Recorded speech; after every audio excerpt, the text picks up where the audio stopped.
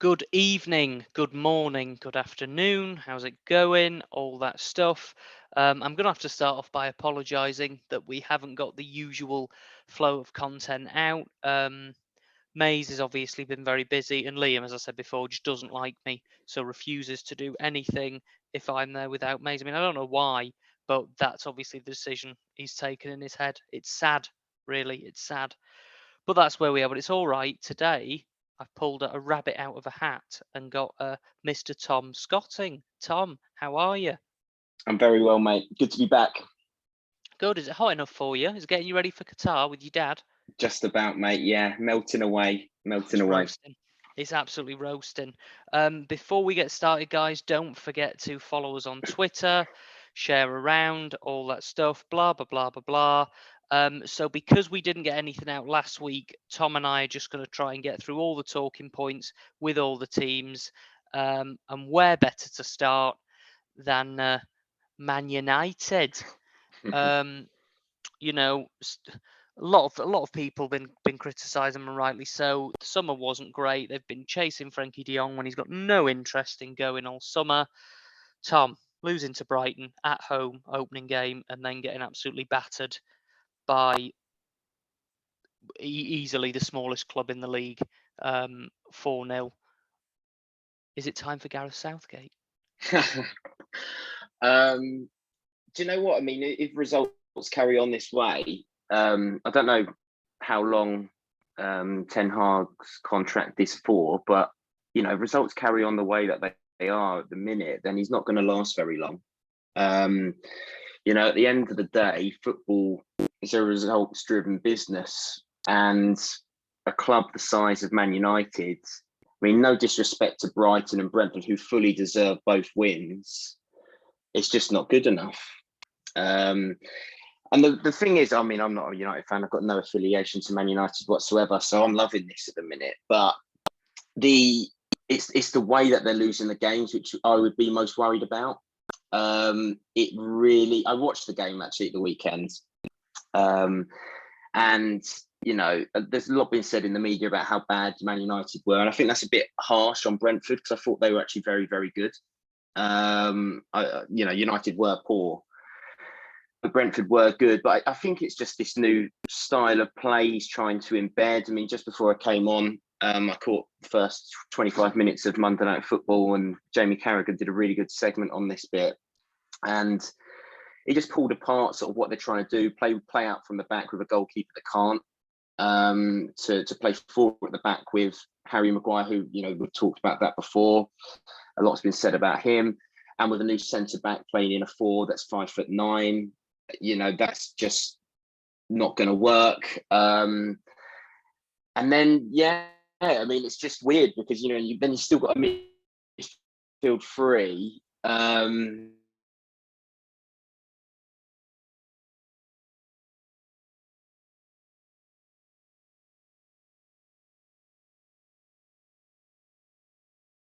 As a Man United fan, I'd be very worried. Now I'm hoping, Tom, that that the Zoom did record what you said there, because it did just patch out. But Maze, you can edit this bit out, mate, and just try string it all together. Yeah, I mean, I completely agree. What always winds me up about Man United, and I say it all the time, is every single season there's just a swathe of deluded, mindless drones that just recite we're Man United, and so on and so forth. And it almost feels as if they're just going back round again. They did the Master's Apprentice with David Moyes. Then they said, oh, actually, we don't like that because we're not winning, so we'll go back to more attractive football with Louis van Gaal. Van Gaal then doesn't end up working, so then they go, we're not going to mess around anymore. We're going to get a serial winner, which they do in Mourinho. Then they say, oh, well, we're winning things, but we're not doing it the right way, and Man City are miles ahead. So we'll get someone who knows the club. So they go to Solskjaer, Master's Apprentice vibes again.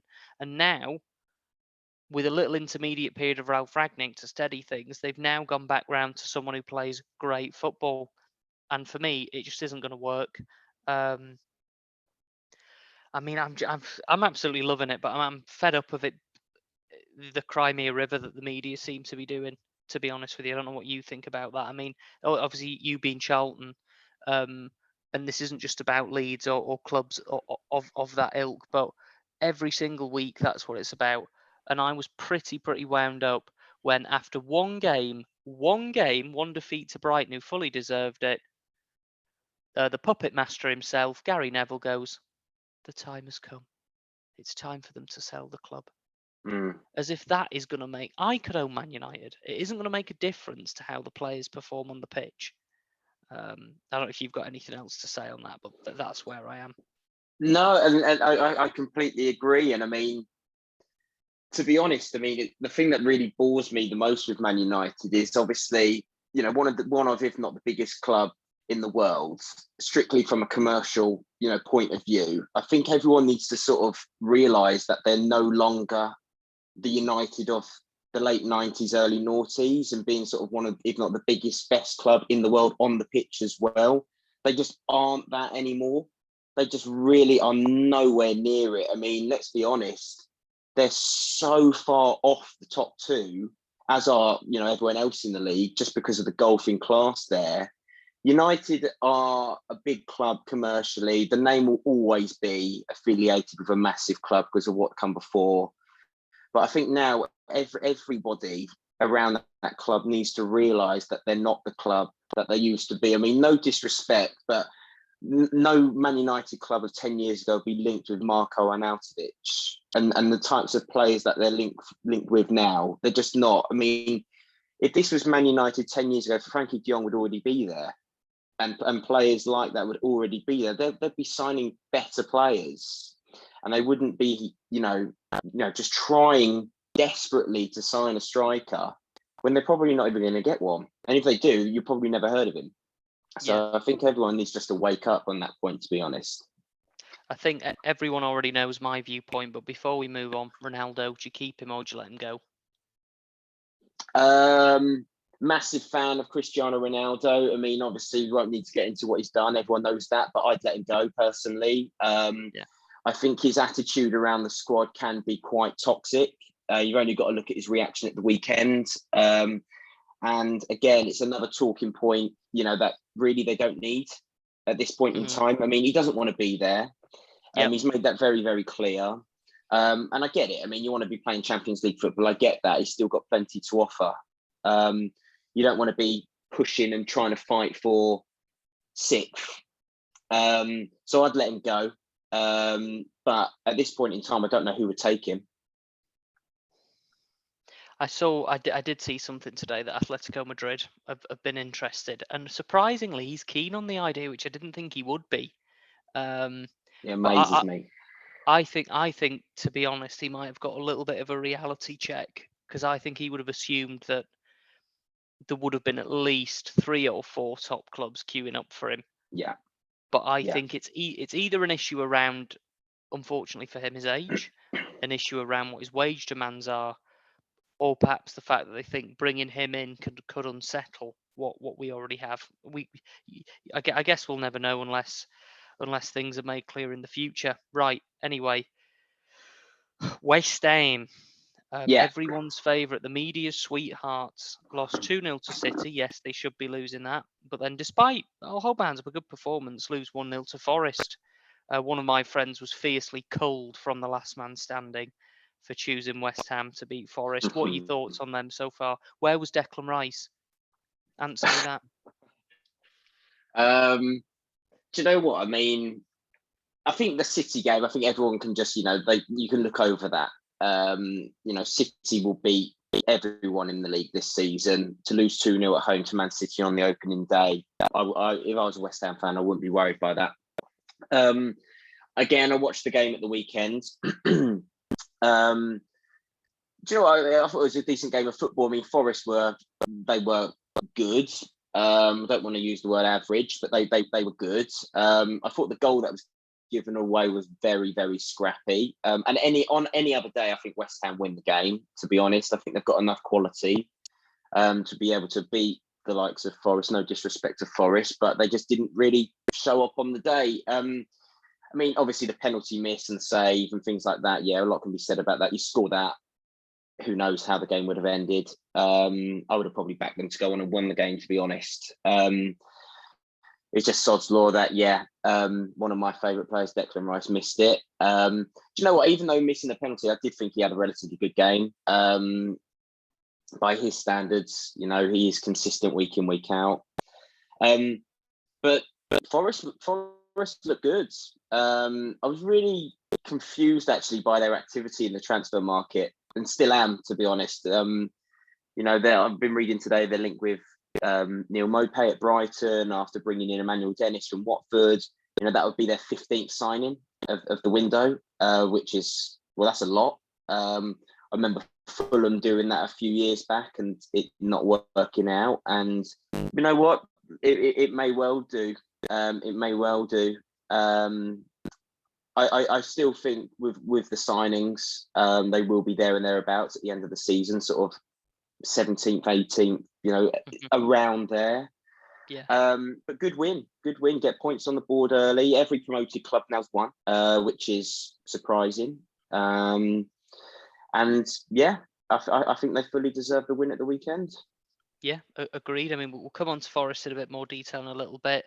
I don't think West Ham are going to have a great season this year. I'm not saying I think they'll be top half. I do, but I think it will be interesting to see what the approach is to the Conference League. Now I get the armchair fans will go, well, it doesn't matter. It doesn't. West Ham should win that for me.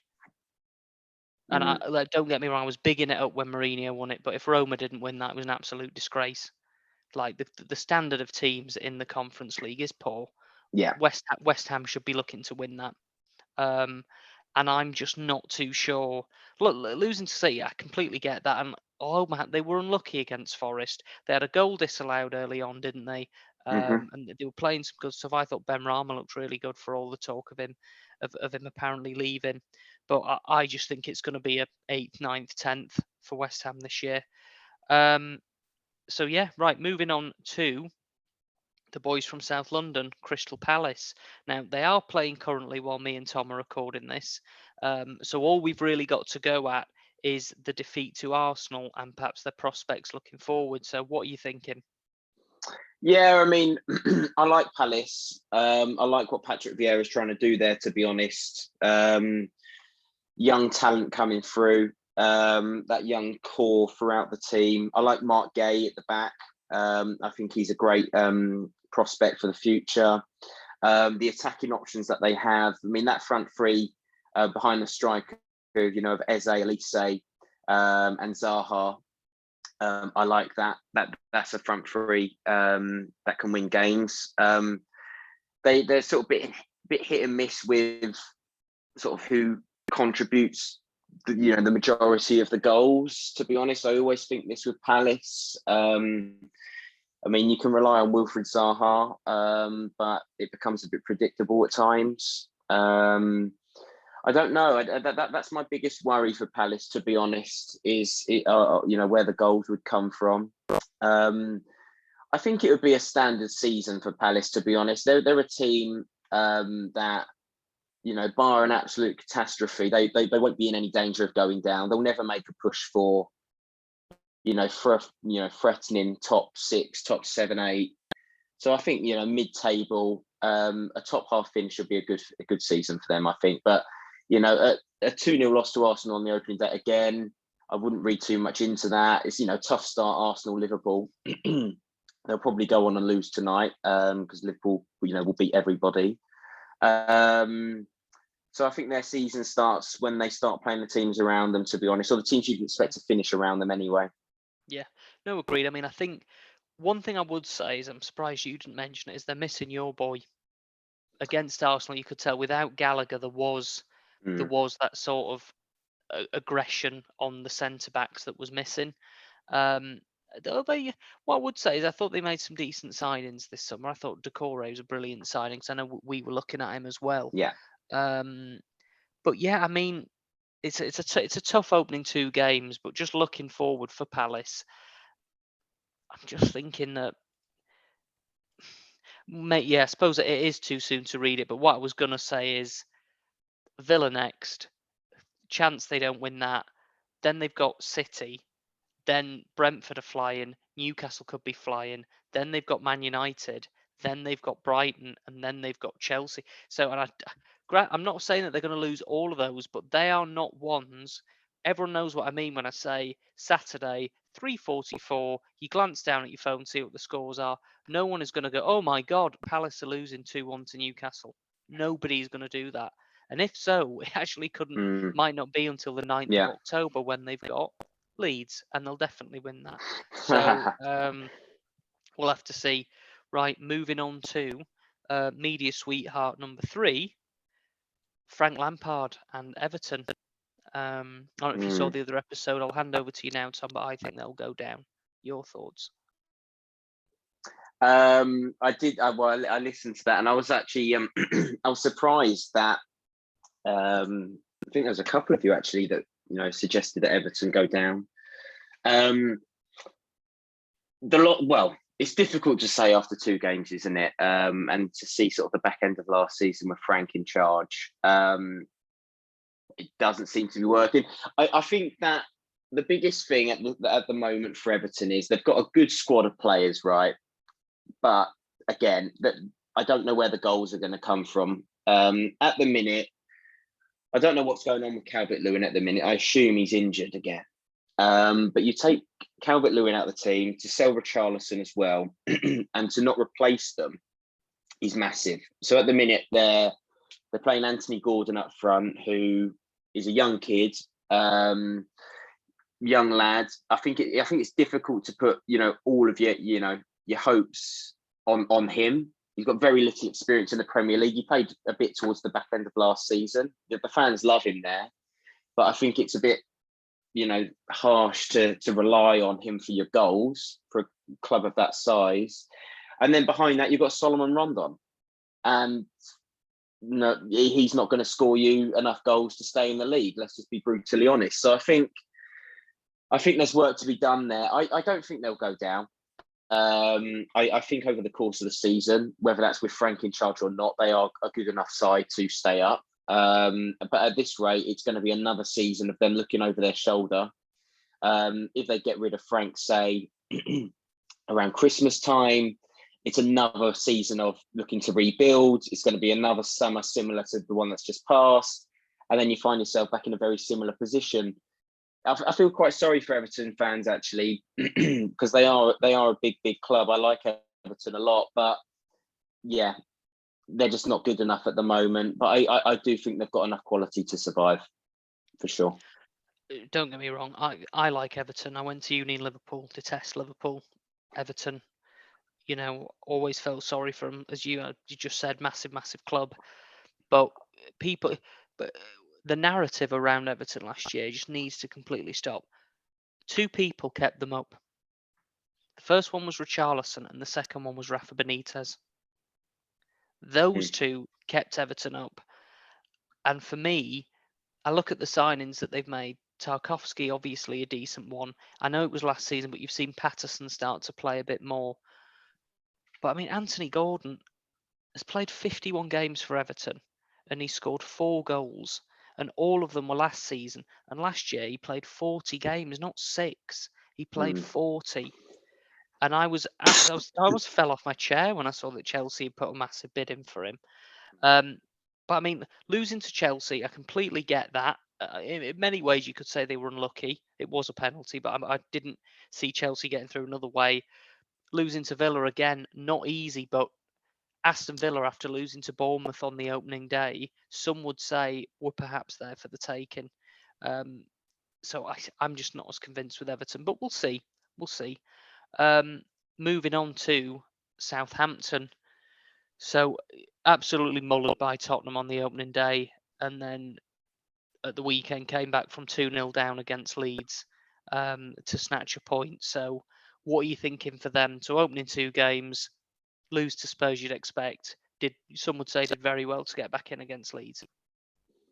Yeah, and if that game ends 2-1, we're going to be sitting here thinking, Southampton, one of the main contenders to be going down this season, to be honest. they did do well to get something out of the game. Some good substitutions made by the manager, one of which was Joe Aribo. He will be key this season for them to stay up. That creativity is what they need. James Ward-Prowse, a lot is said about him at Southampton, sort of the poster boy, if you like. He's not the type of player that Joe Aribo is. Joe Aribo is a bit more creative than him, so I think that will help. I think Southampton are in trouble this season. I think it's finally going to sort of catch up, just in terms of the quality of other teams in the Prem, to be honest. I don't know. This isn't me saying they're going to go down, but I think they'll be there or thereabouts if results don't pick up, to be honest. Yeah, I just think it's a lack of quality, to be honest, throughout the team. And again, I think it will come back down to goals as well. I mean, that goes without saying. It's an obvious thing to say, but I just don't see where the goals consistently, anyway, will come from in their team. Yeah, agreed with Southampton. I mean, they're what that. I'm not sure I'd be like, actively wanting them to go down, but I think they're a symptom of, and I'm not saying the club, but I think people who don't support them and are around the place, in the media, and the people who are actively engaged are asleep at the wheel with Southampton. You think there's always they might not be up there, but there's always going to be 3 teams worse. But I think ever since Ronald Koeman went, really, and that was what, 5, 6, they've just slowly been going down and down and down and down, where they've started losing players, which I understand they need to do. But I mean, everyone goes on about Ward-Prowse, especially Robert Mays. Yes, he scores a lot of free kicks, but he's also had the most free kicks ever in the Premier League, ever. So 2 things can be true at the same time. And when they'll talk about him moving, look where he's linked to. It's Villa, it's Leicester, it's Newcastle. It's not a serious team. And by that, I mean a team that's actually going to win something. So I'm just not convinced. I mean, I thought Aribo was a good signing. I like that a lot. I think they've got decent players like Walker-Peters, but I'm just not. I mean, we'll come on to Leeds. We shouldn't have let it go, but they were awful. I think that's why a lot of Leeds fans were cheesed off. They were awful. So it's, it's one of those things. We'll see what happens with them. Moving on to, interestingly, I actually think that they've started terribly. Leicester. So far, Leicester lost to Arsenal the other day, and they had a 2-2 draw with Brentford. What are your thoughts? Well, very similar to what I said earlier on, actually, about West Ham Everton. Actually, that I'd be concerned if I was a Leicester fan. I think, 2-2 to Brentford on the opening day, they were 2-0 up as well, and to let that slip. I'm worried about sort of the lack of signings there as well, and the players that are linked away to. You've only got to look at sort of 3 key players in their squad that are linked currently with moves away in Fofana, Tielemans, and Maddison. You take those 3 players out of that team, where are we going to say they're going to finish? And I guarantee they'll be in the same conversation as some of the teams we've just discussed. I think it's probably about time now where they need to freshen up their attacking options as well. Most namely, Jamie Vardy, great player, massive fan of Jamie Vardy. But if he's injured for a long period of time, is Patson Daka going to come and do the same job? Is Ian Acho going to come in and do the same job? They'll get you goals, don't get me wrong, but I think it's too much to rely on that one player there. And then again, you come back to the likes of Maddison and Tielemans. You take them out of that team, that'll be a massive hole in that team. I'd say more so Tielemans than Maddison, but even so, both will create a massive hole in that team. I'm really surprised that Leicester turned down an offer of like 50 million for James Maddison. I really am. That's a good amount of money for that type of player.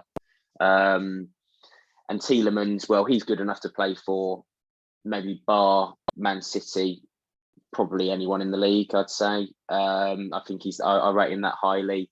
I mean, Fofana linked with Chelsea, bit of an odd one, to be honest. But the Chelsea have let go a couple of centre backs. Thiago Silva's not getting any younger, so I get it. But them three out of that team, I'd say they're finishing, definitely bottom half, but towards the lower half of that second half of the table for sure. Yeah, very interestingly, Leicester tie in nicely with what I was saying about Southampton.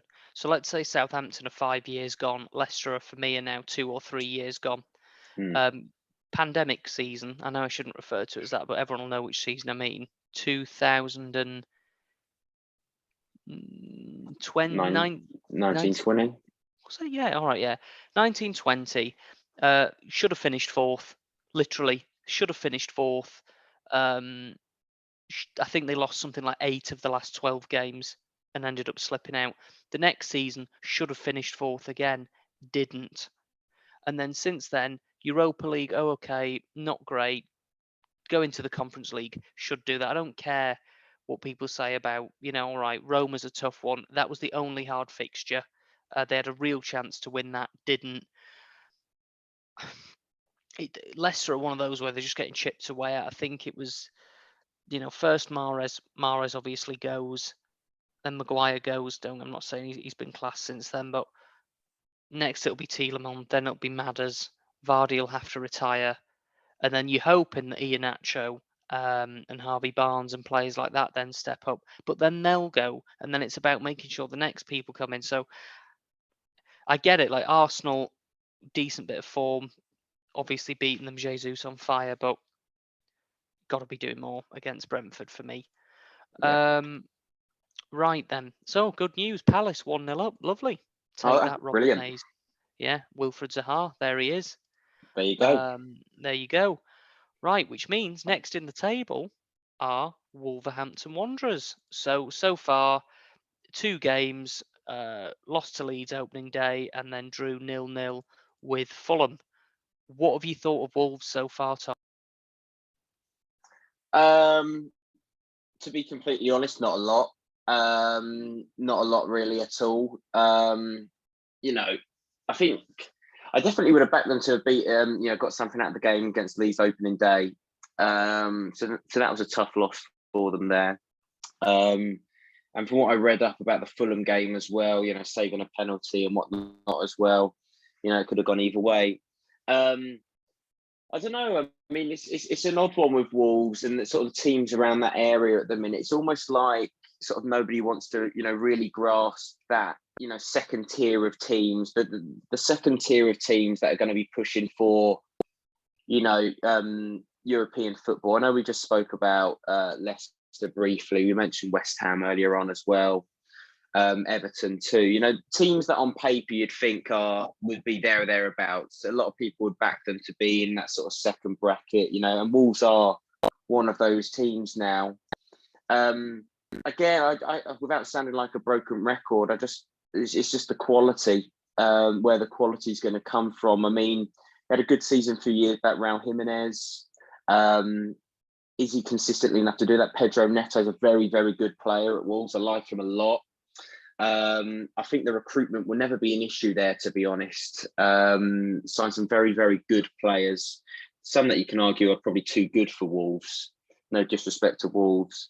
So if I was a Wolves fan, I wouldn't be concerned at this point in time. I don't know what their fixtures look like, and I'm sure points will pick up. But the thing that goes, I think saves Wolves a lot is the fact they don't concede a lot of goals. Cody going was a strange one for me. That was odd, but you never see him ship goals left, right, and centre. So I think that'll be their saving grace, to be honest. It's just the other end of the pitch that concerns me slightly. Yeah, I think that's a pretty fair assessment. I mean, it's clear they're missing Jimenez for sure. Right, I don't know if you saw the highlights against Fulham, but they had a few. There was a few points there where they could have been out of sight, and you think Jimenez gets at least 2 there. So I think they're missing him. But if I was a Wolves fan, I'd be pretty frustrated, really. You are right to say they don't ship that, but I can't look beyond. I think it was the first season in the Prem when Nuno got them into the Europa League, and then they got to a Europa League semi-final. Okay, fair enough. I think they lost to It was either Inter Milan or Sevilla. But build on that. I think the frustrating thing for me as a Wolves fan would be, if I was one, is it's not like Leeds and Southampton and Forest and Bournemouth and stuff are still relatively non-established Premier League clubs. Wolves have got money and they spend it. So I'd be a bit frustrated that by now, after that Nuno season where they got Europa League, I'd be expecting us to be ninth, eighth minimum, Yeah, really. yeah, for Um, sure. and I think they were very much in it against Leeds, but you could say that they got the rub of the green against Fulham with Mitrovic taking an awful penalty, but I think they need to rapidly improve. Otherwise, I could see him going. I mean, they've got Spurs next week, and then they've got a semi-decent run: Newcastle, Bournemouth, Southampton. So we'll see. Now, as it stands, the next club in 14th place is Liverpool Football Club. So a draw against Fulham, and then as it stands, a defeat against Crystal Palace. Now, what do you think? And bear in mind, the pitch was very dry against Fulham. So you have to be fair. Take it away. Well, I mean, to be fair, by the time we finish this podcast, I'm sure they'll be in a different position. I think everyone expects that, to be honest. But I'm surprised to hear they're 1-0 down. I don't know. I mean, let's be honest. I mean, I think the fact that they drew against Fulham opening day shocked a lot of people. I think everyone was expecting a away win, move on to the 3 o'clock kickoffs. That will ruin a lot of accumulators. I think it's just because of the quality that we've seen from Liverpool. But, Liverpool and City have been so head and shoulders above everybody else over the last 3 years that a result like this is massive. I mean, I think they're saying on Monday Night Football tonight that if Liverpool drop points, they're actually talking about sort of the title race as well. Yeah, second game into the season, which is absolutely mental. But that just shows sort of how good City and they have been. I still think they'll finish second. I back City to win the league. I think they've just got too much quality across the pitch. They play too good a football to not be up there. I think Darwin Nunez will turn out to be a good signing. I do. I said, I'm contradicting myself to what I said last week with a few friends in a bar watching the Fulham game, but I think he will turn out to be a good signing. It's going to be interesting to see how they adapt, though. Normally playing a front three, that Mane sometimes go through the middle, or Jota, Firmino, very technically gifted players. I don't know a lot about Darwin Nunez, but he doesn't come across as that type of player for me. Kind of almost like your old-fashioned big man up front, if you like. So I do think that it'll be slightly different for them this season. Salah will still score goals. He's that good. He will always score goals. Defensively, they're sound as well. I just think they'll just be a step off City this season, to be honest. But if we're talking in May time and they've won the league, I wouldn't be at all surprised, just because of how good they are. But yeah, I don't think there's going to be any issues for Liverpool at all with finishing second. Well, I'm absolutely loving this. I'm absolutely loving it. I'd love it if Palace win tonight. And I must even say, sorry if any of my friends, not that I have many, but any of my friends that listen, I'd love it if Man United beat them as well. I can't see that happening for a start. No, I can't. But I've been, to be fair, this is one of those things where I'm hoping, if you say it 4 times, it'll come true. I think this is life taking its course now with Liverpool on this cycle. And I'm not saying that they're going to spiral anywhere. I'm not saying they're not going to be second. I'm not saying they're not going to be right up there with City. But I do believe you're looking at it now and you're thinking, well, Fabinho, Thiago, 1 year older, Van Dijk, 1 year older. And I just think Mane leaving, dressing room wise, must be a big blow. And I'll just add to that, as much as I dislike them, massive club, Champions League, you've got a chance of winning everything. But I'm almost certain Mane's going to win minimum a double this year. Minimum. Mhm. Without even breaking a sweat. Yeah. And I think there'll be a few players that'll be looking at that going, you know what? I can get a move to another country on massive money where the title is already in the pocket before a ball's been kicked. Maybe I want to do that. I mean, at the end of the day, as Mays finally admitted the other week, none of them are Liverpool fans. They're Mm. there because they've got a chance of winning stuff and they're on good money. For me, I just don't think they've done enough in the transfer market over the last 2 years. Look, Diaz, brilliant signing. Nunez, again, I think could be a good signing. He certainly looked the part from what I've seen. I've seen bits and bobs of him at Benfica, obviously because I follow Porto when I have the time. But it's just Robertson as well. I just think we're maybe getting to the point now where maybe they need to actually ship 3 out, bring 3 in. But we'll see. We'll see. So that's 14th place, Liverpool. Uh, next up is Fulham. So 2 games, 2 draws. Fulham fan before the start of the season, you think, well, we take that. But I'm going to say this, Scotting. You only get, I reckon, 1 in 6, 1 in 7 chances when you play a team like Liverpool, City, Arsenal, Man United to beat them. Fulham had that chance on the opening day. They really, really had a chance. Would you be a little bit annoyed? Oh yeah, without doubt. I watched that game. Me and a few friends whilst on holiday watched that game in a bar, and they fully deserved it. They fully deserved well, more out of the game anyway. But I think it's just that slight sort of talking about that opening game anyway. That slight intimidation factor of a team like Liverpool, in the sense of, they've got enough quality to be able to, create chances. Fulham's, try and defend what they've got, and you do that, and a team of that quality will score. They did get fortunate, but if I was a Fulham fan, I'd be sitting there thinking that's 2 points dropped, to be perfectly honest, forgetting who they're playing against, because they fully deserve that. I thought they were really good on the day. Thought they were really good on the day. So yeah, I mean, and then the second game, to go and miss a penalty, you draw 0-0. To be sitting on 2 points when realistically, you could easily be sat there, 2 wins early doors. That would be massive for a team like Fulham. That would be huge, because they're one of the favourites to go down. Let's be completely honest. And for Mitrovic to score a brace opening day against, Liverpool, a lot gets said about him. And can he do it in the Premier League? We all know what he did last season. Unbelievable scoring record in the Championship. Something that won't be broken for a very, very long time, if not ever. To go and score a brace on the opening day, to miss a penalty then, second game, to be sitting there on 3 goals if he would have scored it, a lot will be made of that. I think over the course of the season, I think it will start to, fizzle out a bit. Again, broken record, lack of quality throughout the team. I mean, good players throughout the team. I like some of the signings that they've made as well.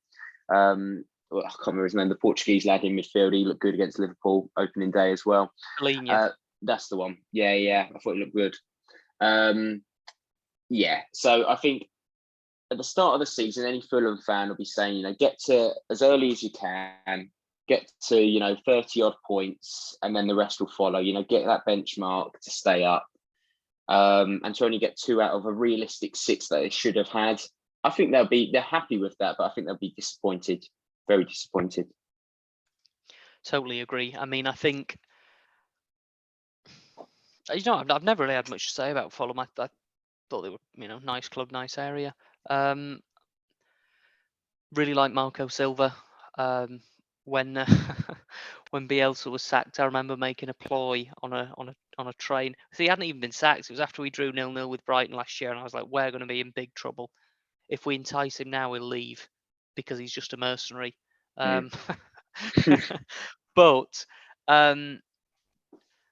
I just can't look beyond that and think did well to hang in there against Wolves. Did really well, but I think Mitrovic getting that penalty, you've got to score that. At the end of the season, if they end up going down by 2, 3, 4, even 5 points adrift, I'd look at that and go, really, we should have 6.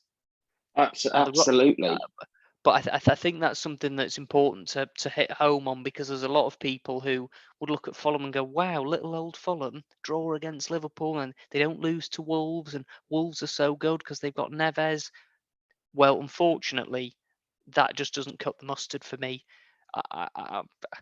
I've been impressed with them. I think they will. I actually think they'll be okay this year. They're not going to be comfortable, but I think they'll be okay. Now, a team that I don't think will be okay, nor do I think they'll be comfortable, is Bournemouth. Win against Villa, and then obviously, as you know, plastered by Man City, which you'd expect. Yeah.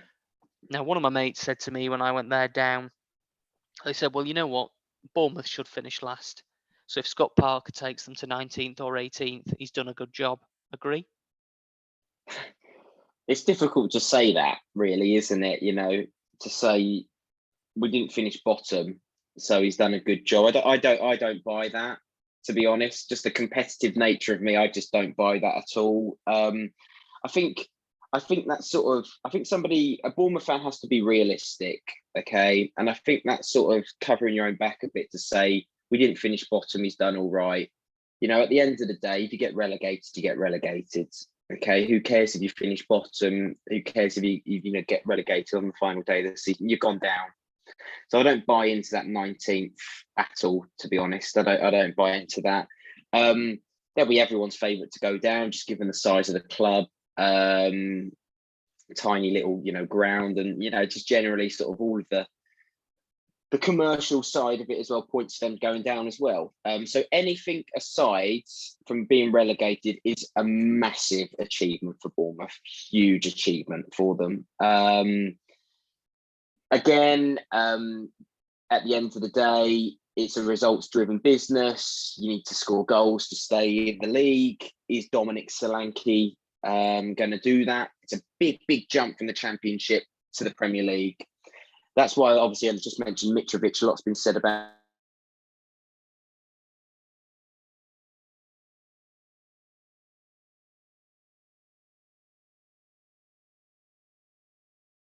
a really, really big gamble to rely on a striker that scored goals in the Championship to do it again in the Premier League.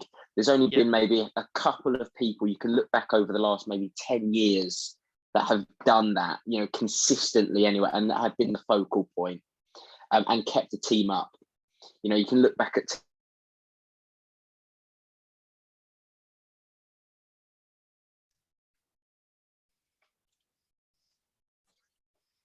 if he keeps them up, massive achievement. But if he goes down, nobody will be surprised. No football fan will be surprised at all. No, again, sorry about that, guys. If there was a little Wi-Fi thing, I'm not sure if it was me or Tom, but the gist of what Tom's saying, I completely agree with about Bournemouth. That, well, if he keeps them up, massive achievement. Not really convinced they've got a linchpin.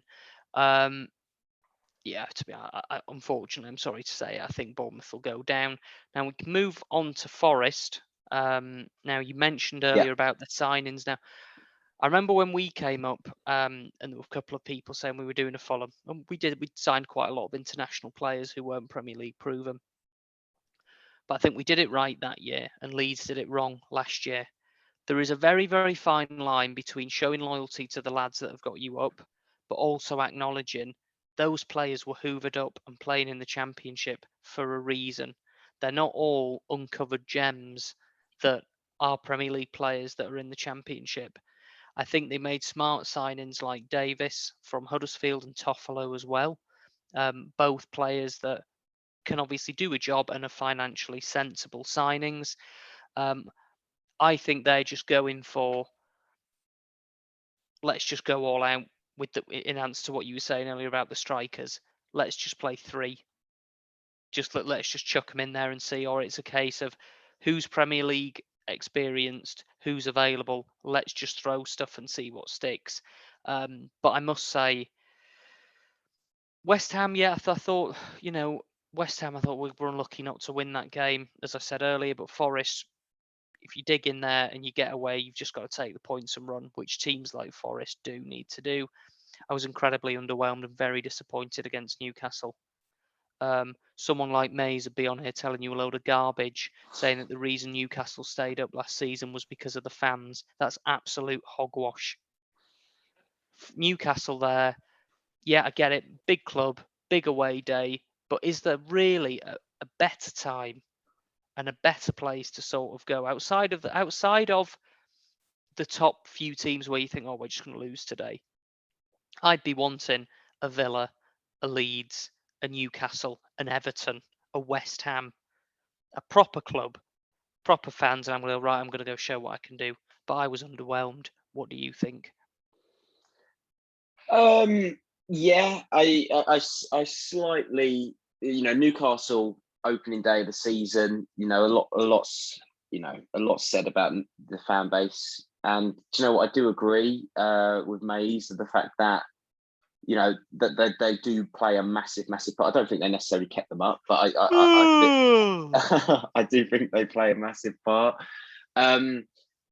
Yeah, I mean, it's a free swing, isn't it? Opening day of the Premier League season, a new team in there. You haven't been in the Prem for 20 odd years. You've made some very, very noticeable signings, most namely Jesse Lingard. I expected a bit more from them, to be honest. To be honest, I expected probably a bit more in the West Ham game as well. I think they've still got a lot to offer. But I think that comes down to the amount of signings that they've made. I think they only had 3 players start against West Ham that actually, helped bring them up. But that's not necessarily a bad thing. I think they're going a bit mental with it now. And if they do sign Mopé and the lad from Lyon as well to make it 15 or 16 signings, I think that is just slightly outrageous. But I think they're doing the right thing. I think there's a massive, massive gulf in quality from the Championship to the Premier League, and the key is to obviously strengthen whilst you can. Don't do it in January. Sometimes, if not most of the time, it's too late. Yep. So I think they've done the right thing, and they've made some good signings. I like Toffolo at left back, Nico Williams at right wing back. If you like, good signings. The strikers, if they do sign Mopé, I think that'd be a good signing for them. I do, certainly more than Emmanuel Dennis, or what will he be now? 3rd, if not 4th, maybe 5th option striker in Lyle Taylor as well. Yeah, serves him right for leaving Charlton, doesn't exactly, yeah, I'm absolutely devastated for the bloke. Devastated. But I think, a lot has been made of the Lingard move. And don't get me wrong, very bizarre move from Jesse Lingard. Huge signing for Forest. Huge signing for Forest. But that is the type of signing that they need to be making in the Premier League now. And don't get me wrong, I still think they'll go down. I do. But a lot of people that I asked the question of who you think go down actually fancy them to stay up just because the signings they've made. So I wouldn't be at all surprised if I'm proven wrong at the end of the season. Yeah, that's one we'll just have to wait and see on. I mean, that Forest are a team where I wouldn't be surprised if they were 18th or 19th. I wouldn't be surprised if they finished where they are now in 11th. I really wouldn't. Agreed. Palace, then, so we've already touched on them, so I think we're both in agreement. Missing Gallagher, made some good signings. Massive result for them tonight if they win, so we can hope they can hold on for my sake anyway. And then 9th place, Stevie's boys, and I'm calling them that because we found yet another media sweetheart. Yeah. You will have seen the stat flying around. Stevie's record similar to Neville's at Valencia. Look, I like Gerrard. I think for me, he always wears a suit, which is important. He no, but hold on. He respects the job that he's in. I am appalled when I see Jesse Marsh dressed like a soccer dad. I'm appalled when I see man. If you're wearing a tracksuit, own it. But if you're not, it needs to be shirt, tie, or it needs to be quarter zip showing your tie. Has to be one of the two. But I just sort of feel he's not flattered to deceive, but the coverage and the reporting around it, I think it has been a little bit generous. I mean, my mate Nathan, who's been on here a few times, big Villa fan, was disgusted opening day. He said, we cannot lose 2-0 to Bournemouth on the opening day. Yes, he's injured now, but we brought in Diego Carlos. I forgot his name. They signed that lad to play centre mid. Kamara. Yes, thank you. Coutinho. I mean, they've got the players now to push up beyond where they are now, which is 9th. Beat Everton. They should be doing that, but good win nevertheless. What have you thought about Villa so far, and what do you think about Stevie and the job he's done?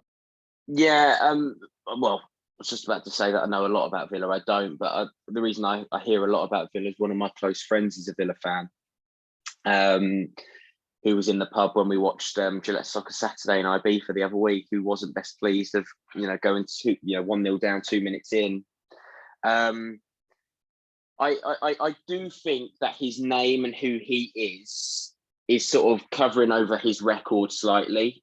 I really do. I think, again, it's a really difficult one because, yes, he was doing okay at Rangers. He won the league in Rangers, in Scotland, sorry.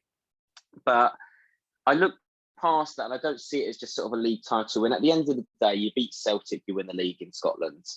So I don't really buy into, how good of an achievement it is. It is, an achievement, don't get me wrong, but I don't think it's that good. To then go to Aston Villa, who are a massive club, with a semi-unproven track record, I think that was a big gamble for them. Very similar to obviously Everton appointing Frank as well. I genuinely think if results don't remain consistent, certainly with the money that they've spent, the signings that they've made, from now until Christmas, you can easily see his head on the chopping block easily. But with that being said, on the flip side, and without sounding like I'm sitting on the fence, which I am, I wouldn't be at all surprised if we talk in December time and they're sitting comfortably 7th, 8th. I wouldn't even be surprised. I think they've got a really good squad of players. I think they've made some very good signings.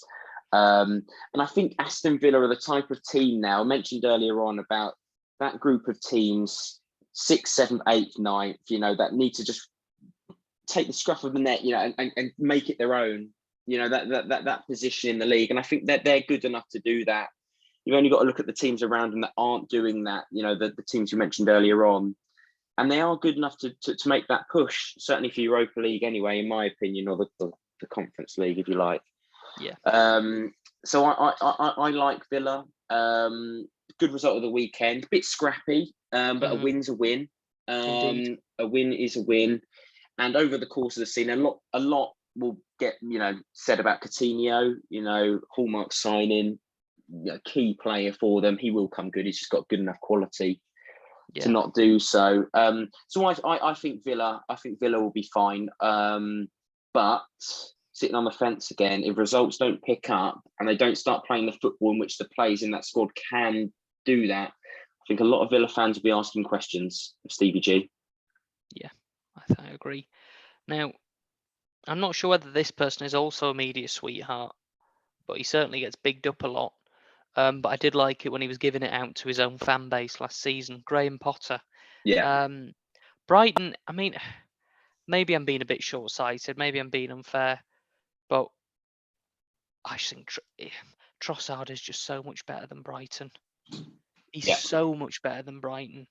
Like I think he's absolute mustard, Trossard. Great. I'm not going to go after the say that they're only there because of him. But I mean, I would love to see how they do without him. I don't like him, but I've got to say, as crap as they are, Man United at the moment, you've still got to go there on the opening day when no one expects you to win, and they did that really well. And Newcastle, I don't know if you saw the highlights, but Nick Pope was on absolute fire. Another Charlton boy, so maybe they were unlucky not to get the win there. But yeah, Brighton really are punching above their weight. And as much as that frustrates me on the one hand, because I want to see clubs like Leeds, Newcastle, Villa, etc., and Everton up there, you can't knock them because it's obviously working. What are you thinking about Brighton so far? Yeah, no, I agree with that summary. To be honest, I'd never actively want to watch Brighton play football. They don't excite me in that way. I don't think they play, they play good football, but you'd never want to turn on Sky and choose Brighton, to watch Brighton play. They've got a system that works. And I think Graham Potter, I think he should be applauded for that, because, Brighton coming up a few, however many years ago now, they're an established Premier League side now. And I know that isn't all from, his work. And there was a foundation made before him. But for the money that they've got there, the size of the club, for, again, no disrespect to the quality of players in that squad, to keep them up, to keep them where they are now, I think that job is an incredible job that he's doing there. I really, really do. So much so that I think after the World Cup, when Gareth Southgate, flops it and we go out in the quarters, I think he'll probably be one of, if not the main name that'll be linked to replace him. Maybe so. I really do, yeah. But Brighton, good side. No concerns to go down. Don't think they'll push for a European space. So, yeah, I think consistently through the season they'll be absolutely fine. I completely agree with Trossard though. Top player, top player. Right, next club, Chelsea. Don't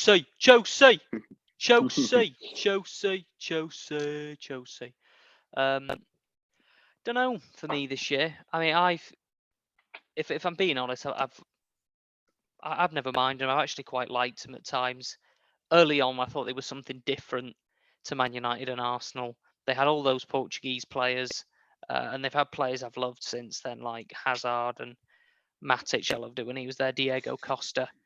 I think Chelsea are, so from what I've seen, they're going to be efficient, but they're never going to be entertaining.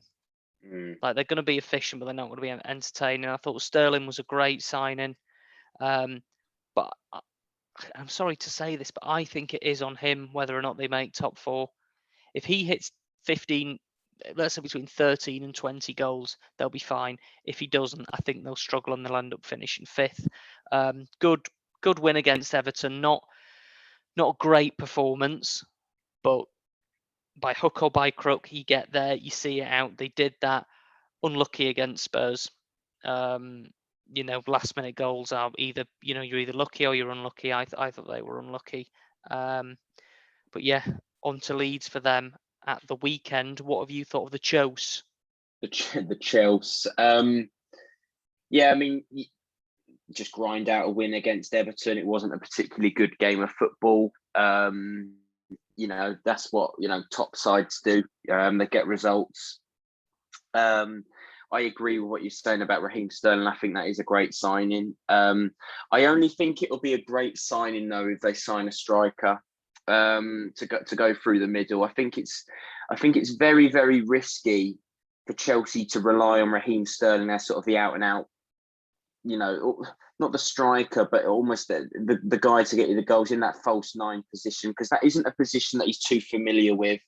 I see Raheem Sterling as sort of an out and out winger, pace, coming in at the back post. What he did, has done for City for however many years. You don't score 100 Premier League goals if you're a bad player. So that's where I see. That's just sort of my personal opinion. If they did sign, so I know they're linked with lots of Aubameyang at Barcelona. If they did sign someone like him, to have Sterling on the wing, I think that's great. Unless, of course, they put Havertz down the middle as well, which I think could work. But again, I think he's still got something to prove. I don't think the issue with Chelsea is anything defensive. I think the signings that they've made over the last few years in the defensive area have been very, very good. Koulibaly, you don't get named sort of best defender in Serie A a couple of times if you're not a good defender. So I think that's a really, really good signing. The keeper Mendy, I think, has been fantastic since he's joined. Thiago Silva's like a fine wine. He's getting better with age. And then Reece James, probably best right back in the world. I like that a lot. I mean, Cucurella at left back, it's a big jump from Brighton to Chelsea. Is that going to work? We'll see. The midfield speaks for itself. So I think Chelsea. I think they're fine. I think they've got a lot more to show at this moment in time. I want to see sort of more goals from midfield. I mean, Mason Mount. A lot gets said about Mason Mount. He's pressing off the ball and you can take instructions from managers. I get that. but I want to see more goals from him, to be honest. I think that will ease the pressure on the likes of Sterling and Havertz too. You've only got to look back at the teams that have won the league over the years, and you've got to look at goals from midfield. No one did it better than Frank Lampard, and how much sort of that helps the strikers. So I think him, a lot of there's a lot of weight on his shoulders this season. Gallagher won't get a sniff in, which is a shame, because I think he is good enough. I don't think he'll get in over Mason Mount either. So that would be my only concern for Chelsea. Where the goals coming from. They've scored 3 goals this season. One was a penalty, 2 from defenders. So I'd like to see more goals from midfield, because Sterling will score goals, Havertz will score goals, but I think they need something else. So if they were to sign a striker, I think they'll be right up there. Yeah. No, I mean I can't disagree. Can't disagree. So we'll see what happens, but I think it's going to be interesting with the new owners and the new things. It isn't a new direction. I mean, as far as I'm concerned, what I seem to be hearing a lot of us, well, this is just business as usual. It's just someone different steering the ship. It's another billionaire owner. Nothing as a fan and as someone watching it on the TV, nothing's going to change for you. It's just going to be the same. It's just no longer Roman Abramovich, and now it's Todd B. Right, next club, 6th place. Stop the count. Stop the table here. Leeds United. Leeds. 6th. Got to say, I'm still buzzing after last year. A lot of people always gloss over that, and everyone's got a bit of bias, and you're allowed that in such a tribal thing like football. But I think every Leeds fan, if they're being honest, says we should have gone down last year. We were fortunate that Everton and Burnley were absolutely terrible. Very, very fortunate. Ended up staying up massive, and the transfer window started so well. Aronson comes in within a matter of hours, who we've been linked to with before. Christensen comes in, okay, different. Worked with Marsh before, we're liking this. Mark Rocker comes from Bayern Munich. I'd seen him when he was younger in Spain. Something different. Sinistera from Feyenoord comes to replace Rafinha. Tyler Adams comes in, and you're thinking, we're trying to get it right now. We've identified what cluster of players aren't good enough, and we've brought in new legs to replace them. But what we haven't done is we're still neglecting left back, and we haven't really had a decent left back since we had Charlie Taylor in the Championship. Nor have we got another striker. Bamford is nailed on to miss 10 to 15 games a season, in my view. Not all at once, but he'll niggle out for 3 weeks, then he'll come back for 5 weeks, then he'll be out for a month, then he'll be in again. And that's not his fault. He just obviously he struggles with injuries. Geldhart, brilliant striker, really good young talent, but you cannot be relying on a 19-year-old. For me, we still need to get a striker in, and we also need to get in a left back. But start of the season, I'll be honest, I was not confident against Wolves beforehand. I thought we were going to lose. So I was absolutely buzzing. Sounded like a good performance. Saw the highlights. Nobody had anything but good things to say. Southampton, I've got to say, not a good point. 2-0 up in the Premier League. I think we were 2-0 up with 35 minutes to go. You've got no excuse for not winning that. Unless it's a red card or some stupid refereeing decision. You've got no excuse not to win that. And I don't want to sound like this sounds so stupid, but I genuinely believe if we would have beat Southampton, and then after the Chelsea game, we ended up beating Brighton and then Everton, we're safe. We're safe because the media get off your back. There's no pressure. You go out and eventually the points will come. I liked what I saw against Wolves. I liked it in spells against Southampton, but it's just clear if we want to be comfortable 10th to 15th, which is a realistic expectation for me, I think we're going to need to get more business done. But positive early signs. What have you thought about us so far? Yeah, no, I concur with everything you just said there. To be honest, the result of the weekend, that could be massive. I know it's only second game of the season on paper, but over the course of the season, that could be huge, genuinely. So I backed Leeds to go down. at the start of the season. I still think he'll be there or thereabouts, but those results like that can turn that quite quickly. To sit there, if you have 6 points at this stage of the season with the fixtures that you just mentioned that you've got coming up, that could have been massive. And yeah, I mean, regardless of who you're playing, to have a 2-goal lead, to let that slip in the Premier League, that's poor. Again, I think you've touched on it. I think the biggest thing for me for Leeds is goals. And don't get me wrong, I mean, I think Rodrigo surprised pretty much everybody with his goal scoring at the start of this season. I don't fancy him to fill the boots of Patrick Bamford over the course of the season. It should he remain out for a long period of time. So I do think that is the area of concern for me. Certainly over the course of the season, if Patrick Bamford isn't fit, because if he's fit, then it's a different story. Then we'll be talking sort of mid-table if he's consistently scoring goals as we know he can. But without him there, Rodrigo, it's a bit of hit and miss. I don't know his record, but before last season, I can't imagine he scored too many goals. That's why I think I was pretty surprised to see him score 3 already this season. So that'll be my biggest concern for Leeds for sure. But been impressed with them so far this season. We know every Premier League fan watching Leeds under Bielsa and towards in areas towards the end of last season in glimpses. Play good football, nice, good to watch. That's certainly for the neutral anyway. But yeah, that'll be my concern, is that quality up front. Yeah.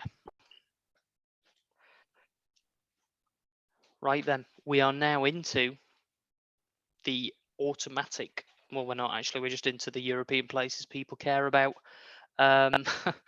With Newcastle, Tottenham, Brentford, Arsenal, and City making up the top 5 as it stands now. Newcastle, lot made of them. You know what? I can't knock it. They've made sensible signings since they've come into all this money, but I'm going to say it now. Nobody get excited. They will be between 15th and 10th for me. Just don't get excited. And you know what? That's fine. That is the right way to do it.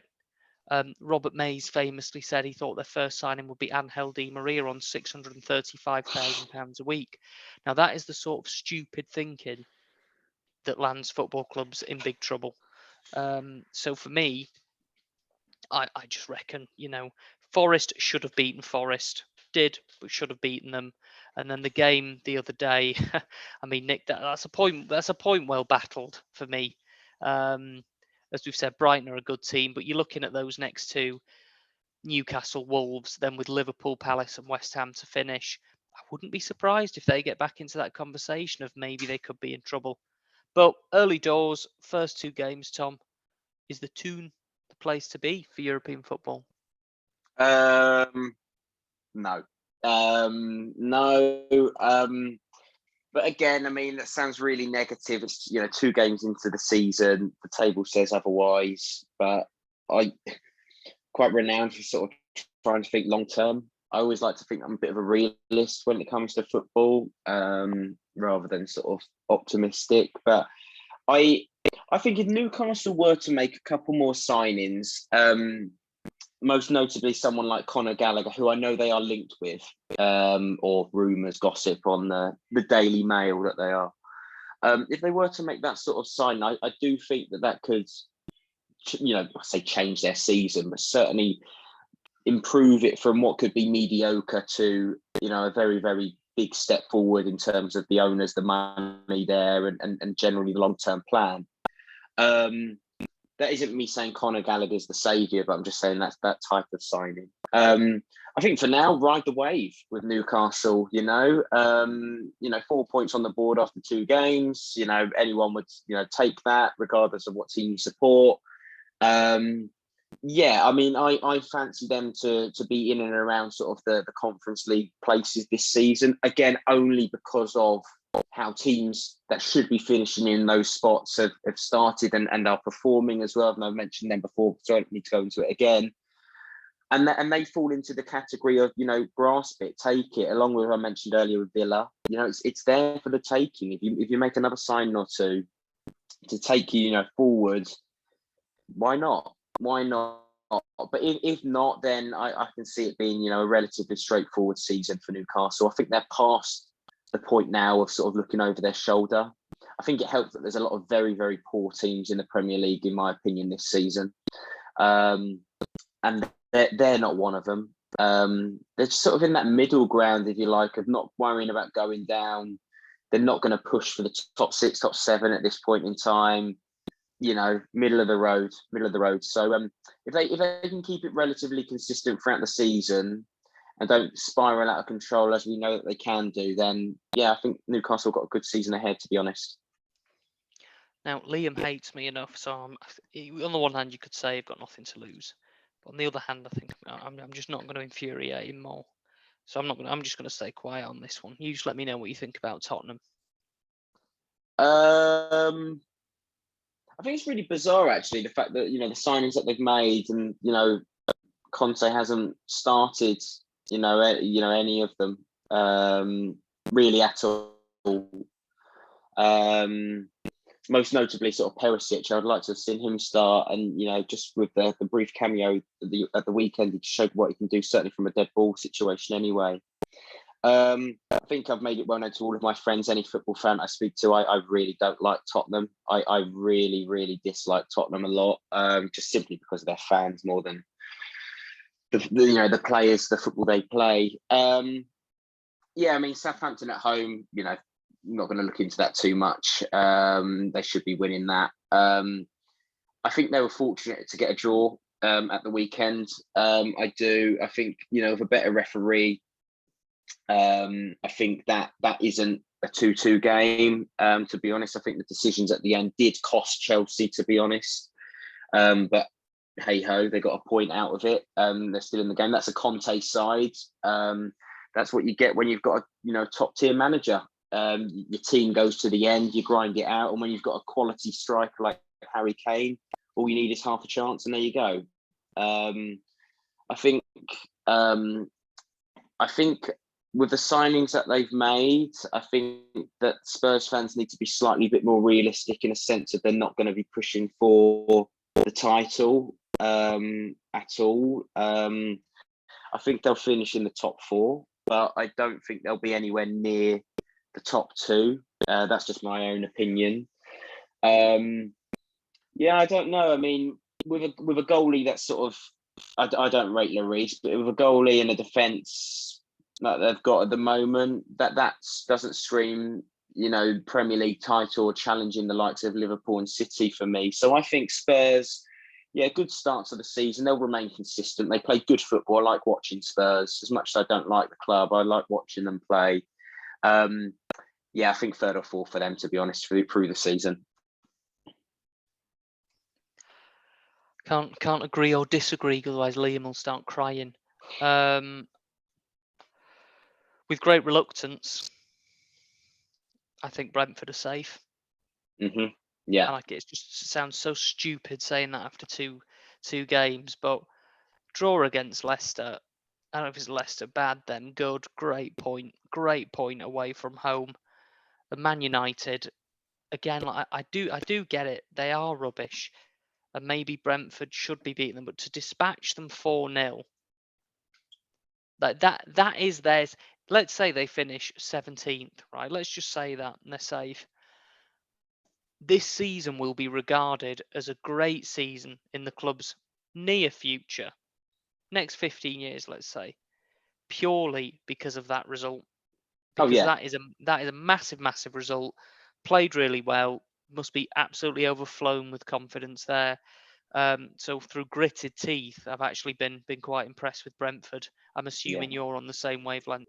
Oh, completely agree. And I think everybody needs to, certainly the result of the weekend, they need to view it from the fact that Brentford were very, very good and they fully deserved 4-0 rather than Man United being that poor, because they fully deserve that. I mean, when you break it down and you look at the goals that they scored and the setup and just generally how they pressed United and things like that, it could have been more. It really could have. They were really, really impressive on the day.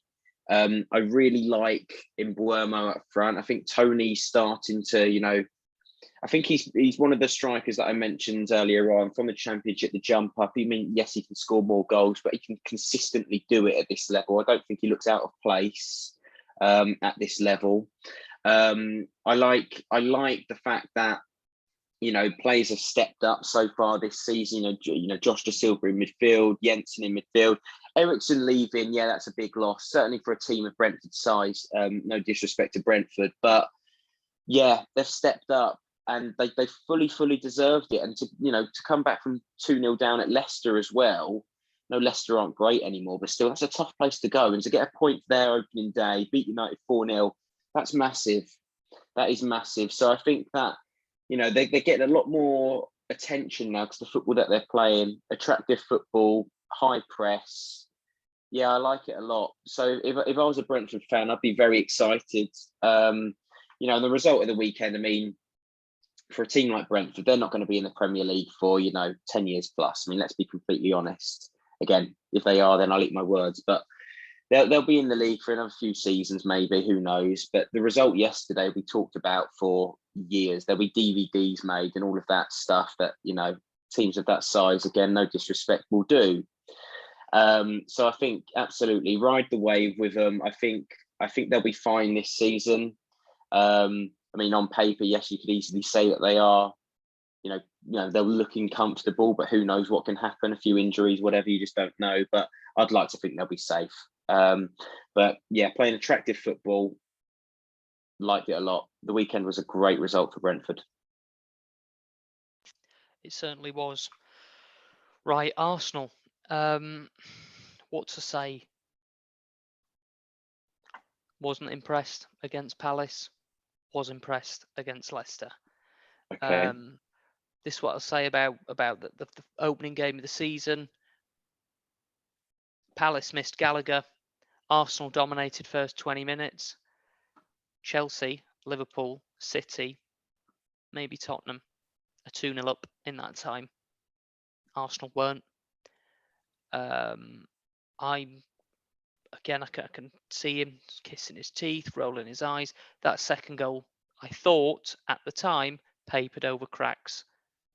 I thought they got that goal, fair enough, but it looked like they were actually hanging on. And I thought they were not lucky, but I thought Palace on another day easily would have got back in that game, and then anything can happen. However, you then look at Leicester, very, very impressed. Really, really good performance.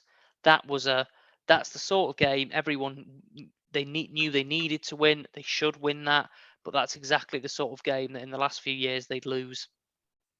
So you've got to respect them for doing that.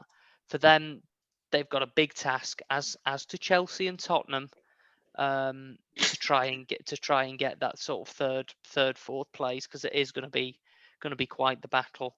The 2 games Arsenal should have won, but a lot easier said than done. They have done that, and now they can look forward to Bournemouth, Fulham, and Villa with confidence. So that's where I am with Arsenal. Jesus, really good signing. He's come in and hit the ground running. And yeah, but it's just a question for me of, do they keep it up? Because for me, they've still got it in their DNA to go and lose to Fulham, and then lose to Leeds, and then lose to West Ham, 3 on the bounce. Yeah. And that was going to be the first thing that I was going to say. Again, sounding really negative, but there will be a period in the season in which results do dip, and the fans will start getting on Arteta's back again and start questioning sort of the bigger picture. It's inevitable. It happens every single year with Arsenal. It does. I think the start's been great. Really, really like the football that they play. I mean, to be fair, Arsenal always, for the most part anyway, play attractive football. So I always like watching Arsenal play. But the result of the weekend against Leicester was good to watch. I'm really excited by them going forward in particular. Big fan of Martinelli and Saka. And then just to, that squad depth around that, Odegaard and Smith Rowe. And now Jesus up front, great signing there. I think it's exactly the type of team in which he needed. So I think over the course of the season he will be he'll score goals for sure. But the thing for me for Arsenal is that, yes, they're sitting here now on 6 points, but I still think there's work to be done defensively. I mean, we're talking about them potentially, challenging, making own sort of third or fourth. I just don't think they've got the quality in midfield to be able to do that. And I think that's a really key area of the pitch where you win and lose games. And you've got to look at the teams above them or around them. And they've got better options than Arsenal. Granit Xhaka, for me, I just don't know what Arsenal fans see in Granit Xhaka. I really don't. I personally don't rate him at all. I think he's a liability. But in a team like this, when there's quality around him and maybe he's not doing as much defensive work, maybe that's why he's still playing games. I don't know. I don't know. So at the point in time as we speak now, yeah, great start. I think it will continue with those fixtures, just given the momentum that they've got. But when, we get into sort of the colder months of the year, when they've got a few tough games on the spin, it's always like a Chelsea away that'll do it. Something like that'll just, thorn in the side, if you like, and it'll just carry on for a few games and then they'll dip off. And yeah, I think that's inevitable with Arsenal. But for now, exciting to watch. Zinchenko, great signing. Jesus, great signing. Yeah, I hope I'm wrong, because anyone to get into the top four bar Spurs is great. But yeah, I think that's over the course of the season. I think just watch this space with Arsenal. Yeah, jury's still out, I think. Mm. Right, last, certainly not least, nobody's surprised they are Manchester City, 2 wins from 2. West Ham got the job done, dispatched Bournemouth as you would expect. I mean, thing is, you're thinking, oh yeah, you praise them, but that's almost what you expect now for me. Like, De Bruyne looks. I think the key for Manchester City this year is, and it's separate, it's quite a non-related topic to what we're discussing today, but they've got to go far. They've got to win the Champions League soon. Yeah. Because I've said this before, this isn't about taking away the job that Guardiola's done against Klopp, because I think very few, if any, other manager could have kept Liverpool at bay. I think everyone will acknowledge that as a universal fact. But Guardiola was brought in to win the Champions League. I think it was 16-17 was his first season. Where now, he's had half a decade to get them there. He's got them to one final. It was a final they should have won, and they didn't. And each year, you can say they're getting closer and closer, but it just seems to be, that is the bedtime monster for Manchester City, and they've got to shake that off. I expect them to win the league again. I think they'll lose less than 3 games all season. Yeah, I don't know what more I can say, really. Fantastic start. What I expected. Yeah, fully agree. That the bigger picture will be the Champions League. I mean, it seems like just a constant thing that gets mentioned every single season with Man City. And I think to some extent you can easily argue that Pep's reign, solely just on that point, has been a failure, because he has had the money, the backing and the talent to be able to go and win the Champions League. And that's me talking solely on the Champions League side of things. I mean, he's won 5 leagues, however many just domestic cups as well. So that goes without saying. To sign a striker the quality of Erling Haaland, he is the missing piece of the puzzle, if you like. They have an out-and-out top-quality striker now, whereas they were getting by before with, people playing in a false 9, and they were doing well. They were getting away with it at times, but now they've got that talisman. Although I think there is work to be done with him. I mean, I'm not going to read into too much the weekend, but I know they won 4-0, but I think in the first half, he only touched the ball like 7 or 8 times. I think he ended the game with 17 touches. I know one of them was an assist, but 2 of those touches were kickoffs and things like that. So I think, for City, I fancy them to win the league. I mean, a lot can be said about the quality of the players, and that just goes without saying. But the bigger picture for them will be the Champions League. And I'd probably go as even far to say that if they don't win it this year, when they've been in such a good position, that I think it may well be the time in which they start to think is Pep the man for them, solely simply because of the Europa in Europe. And it's whether or not the owners just want to win leagues or whether they want that dominance in Europe. I don't know. Very interesting. So if let's say they did arrive at that decision, who do you possibly bring in to just get that just Gareth Southgate? well, okay. Aside from him, who comes in?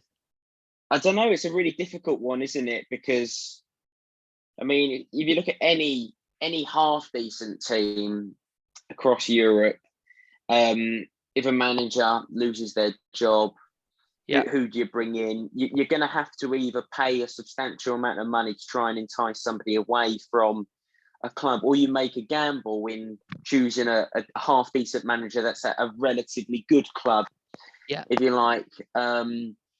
I don't know, to be honest. I really, really don't know, because the top quality managers across Europe, in my opinion, are already managing in the Premier League, so you can already write them off. They're not going to leave a rival to go to another, the biggest rival of them all.